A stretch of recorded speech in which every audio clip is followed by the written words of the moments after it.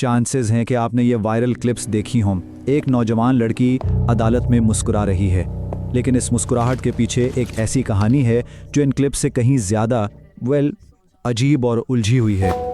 ये एक ऐसे केस की कहानी है जो एक सीधे सादे कत्ल से शुरू हुआ और एक गहरे नफ्सियाती मुअम्मे में बदल गया।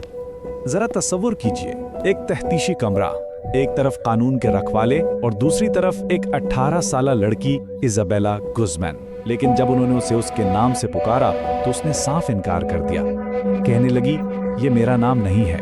वहीं से इस केस की अजीबो गरीब गुत्थी खुलना शुरू हुई। Do you recognize this? I'm back out here for a second. Do you recognize her? Yeah, she's my daughter. What's her name? Isabella. Is he insane? My name is Samantha. You're gonna ruin my whole life because I have some random crazy like me. Your life ended last night when you decided you'll kill your mother. You left her to die brutally on a bathroom I did floor. not murder anyone. और फिर उसी कमरे में दूसरी तरफ से ये आवाज आती है। एक डिटेक्टिव जो इस जुर्म की हौलनाकी को समझता है और अपनी नफरत छुपा नहीं पाता। देखिए, यही इस केस का सबसे बड़ा तजाद था। एक लड़की का बिल्कुल पुरसुकून इनकार और उसके पीछे छुपा एक ऐसा जुर्म जो रोंगटे खड़े कर दे। तो इस केस का सबसे अजीब पहलू था उसकी शनाख्त का दावा। एक कातिल जो कह रही थी कि वो कोई और है, एक ऐसी पहचान जिसका कोई वजूद ही नहीं था। तो ये हैं वो दो अलग अलग दुनिया जिनके बीच ये पूरा केस घूम रहा था। पुलिस के लिए वो 18 साला इजाबेला गुज़मान थी, एक कातिल, लेकिन उसके अपने जहन में वो 15 साला समंता गोंजालेस थी, एक बेगुनाह लड़की जो सैकड़ों मील दूर रहती थी। हद तो ये है कि वो अपने घर वालों को भी पहचानने से इनकारी थी। चलिए एक लम्हे के लिए उसकी जहनी उलझन से निकलकर अब उस ठोस, उस वहशियाना हकीकत को देखते हैं जिसका वो इनकार कर रही थी। एक ऐसा जुर्म जिसके सबूत चीख चीख कर गवाही दे रहे थे। तो बात है 28 अगस्त 2013 की रात की। 9:30 बजे इजाबेला की वालिदा यूनी होए घर पहुंचती हैं। कुछ ही मिनट बाद उसके सौतेले वालिद रायन होए को ऊपर के बाथरूम से चीखों और जोरदार धमाकों की आवाजें सुनाई देती हैं। वो भागकर वहां पहुंचते हैं तो दरवाजा अंदर से बंद था और दरवाजे के नीचे से खून बह रहा था। फिर दरवाजा खुला और इजाबेला खून आलूद छुरी के साथ बाहर निकली और फरार हो गई। उस हमले की वहशत वो सिर्फ इस एक अदद से जाहिर हो जाती है, 79। यूनी होए को कुल 79 बार चाकू मारा गया था। इनमें से 31 जख्म चेहरे पर थे और 48 गर्दन पर। यह सिर्फ गुस्सा नहीं था, ये उससे कहीं बढ़कर कुछ था। इस बेरहमाना हमले के बाद आइए वापस उस तफ्तीशी कमरे में चलते हैं जहां डिटेक्टिव्स का सामना एक ऐसी लड़की से था जो जैसे किसी और ही दुनिया में थी। Person I've ever sat across the table from. You're not getting out of jail. It makes me physically sick to Do look a at you. DNA test that will prove me. Don't tell me how to do my job. I watch Forensic Files. Do you believe everything they put on TV is real? How stupid are you? Really, Isabella? Does that make any goddamn sense to you? Stop calling me Isabella. That's your name. No, it's not. You've come in here tried to fucking act like you're so goddamn smart. ये एक पूछकछ कम और एक नफ्सियाती जंग ज्यादा थी। इतने संगीन इल्जामात के बावजूद इजाबेला बिल्कुल पुरसुकून रही। उसका इनकार अटल था।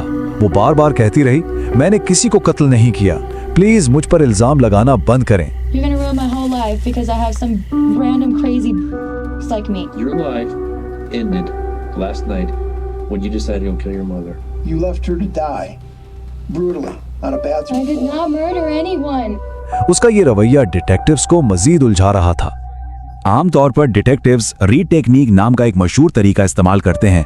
इसका मकसद होता है मुल्जिम पर दबाव डालकर इकरार जुर्म करवाना। लेकिन यहाँ उनका सामना एक ऐसी दीवार से था जो हकीकत को मानने के लिए तैयार ही नहीं थी। इसाबेला के मामले में ये टेक्निक बिल्कुल बेअसर साबित हुई। यहाँ डिटेक्टिव्स से कुछ बड़ी गलतियां हुई।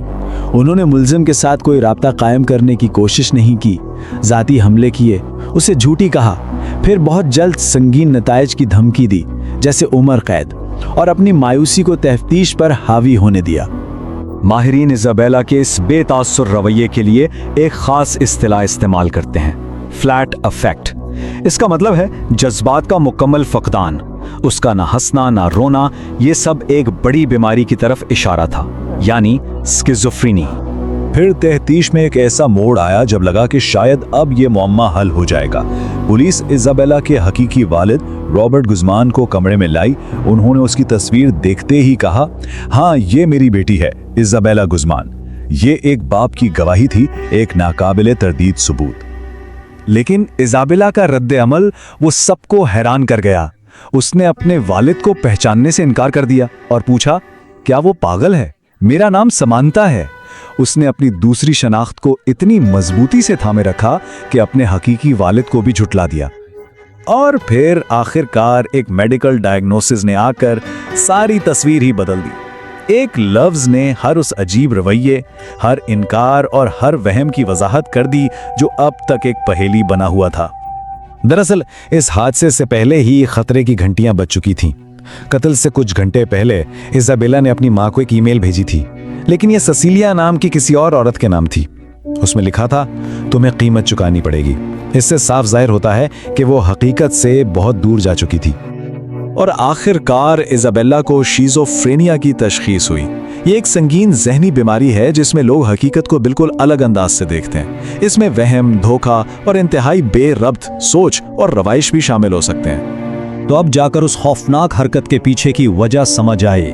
उसके बीमार जहन में उसकी माँ अब उसकी माँ नहीं रही थी, बल्कि वो सिसिलिया बन चुकी थी, एक ऐसी हस्ती जिसे दुनिया को बचाने के लिए ख़त्म करना ज़रूरी था। यही वहम था जिसने एक नाकाबिले तसव्वुर जुर्म को उसके लिए एक लाजमी मिशन बना दिया था। इस तशखीस ने केस का कानूनी रुख भी बदल दिया। तो आखिर इजाबेला का अंजाम क्या हुआ? कानूनी कार्रवाई कुछ इस तरह से आगे बढ़ी। उस पर फर्स्ट डिग्री मर्डर का इल्जाम लगा, लेकिन उसने पागलपन की बुनियाद पर बेगुनाही की दरखास्त की। अदालत ने उसे कसूरवार नहीं पाया और जेल के बजाय कोलोराडो मेंटल हेल्थ इंस्टीट्यूट में दाखिल कर दिया। कई सालों के इलाज के बाद 2021 में उसे जीपीएस ट्रैकर की निगरानी में थेरेपी सेशंस के लिए इदारे से बाहर जाने की इजाजत दी गई। इससे पता चलता है कि उसका केस और इलाज अब भी जारी है। तो ये केस हमें एक बहुत गहरे सवाल पर लाकर खड़ा कर देता है। जब कातिल का मकसद पागलपन हो तो फिर इंसाफ कैसा नजर आता है? क्या इंसाफ सजा देने में है या इलाज करने में? ये एक ऐसा सवाल है जिसका जवाब शायद इतना आसान नहीं।